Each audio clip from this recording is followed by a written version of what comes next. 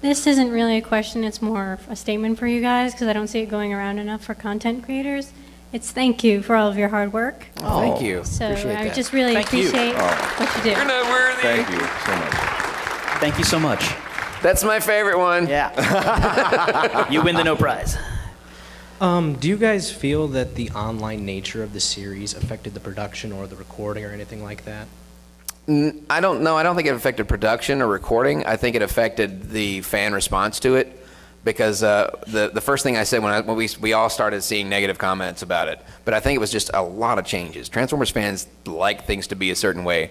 Everybody was expecting the original cast, 22, 23-minute episodes, be on television, be based exactly on G1 or exactly on the comics or whatever, and that was a lot. I mean, they shortened it to YouTube-sized videos. They put it exclusively on Go90 on YouTube for people outside the U.S. You know, they changed the cat. That's a lot of changes, and it wasn't really based completely on any one thing. It was kind of a combination of several things. That's a lot of changes for Transformers fans to happen. I mean, we're fans for a reason. We're all fanatics, and we all have a little OCD, and we all like things to be in scale. And I mean, trust me, I get rid of Transformers when they don't fit in scale with my other ones. So yeah, I think that was a lot for fans to swallow all at one time. I think if they only changed one or two things, maybe it'd been a little easier. But I think people started to turn around towards the end of it and started to see, this is actually really good. It just takes time to get used to that format, you know. So, but I don't think on the production and recording side, that definitely didn't affect anything, because honestly, we didn't really know 100% how this was going to play exactly. What he kind of explained it to us a little bit, but we were told 9 episodes. And we weren't told how long the episodes were, and they kind of gave us little. And it was kind of hard to tell when we were recording, because we would have like blocks of things to record, and then like, you know, that would be, you know, if it was a shorter day, then that would be it for the day. And so there was no real sense of like how long they would be, or how. I mean, there could have been a ton of filler that we didn't know about, that we didn't record any voice for. Yeah, like, I mean, I had no idea when Megatron would even be in it, so I was kind of like tuning in going, oh no, did they cut me out? Oh, no, wait, same thing. You know, like Likewise. Yeah, absolutely. They teased me twice, and it's like, is he ever going to say anything? The silent type of Optimus Prime. Yes, of course it affected.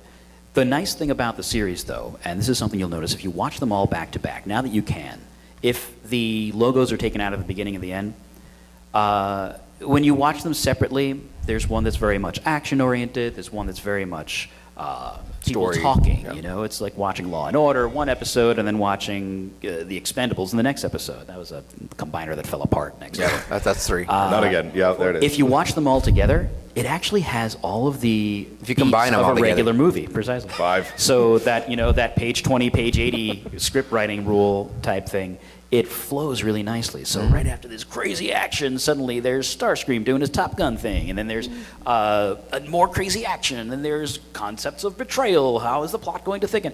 So it's really fun when glued all together.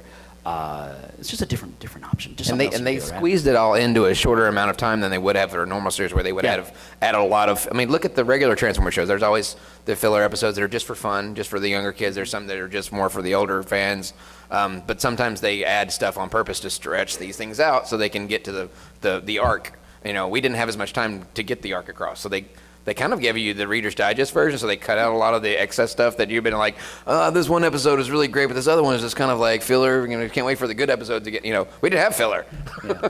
You know, actually, I want to go back to whoever asked the question about what plot points would you want to hit. Just raise your hand. Yeah, awesome. So I want to change my answer. I think the bed and breakfast in Vermont is wonderful. Now, wait a minute. But I'm an X-Files fan, and there's mythology episodes and there's standalone episodes. And the standalone episodes were always my favorite. You know, The Great Mutato or From Outer Space by Jose Chung. I don't know if anybody in here is an X-Files fan like me. I am. Right on.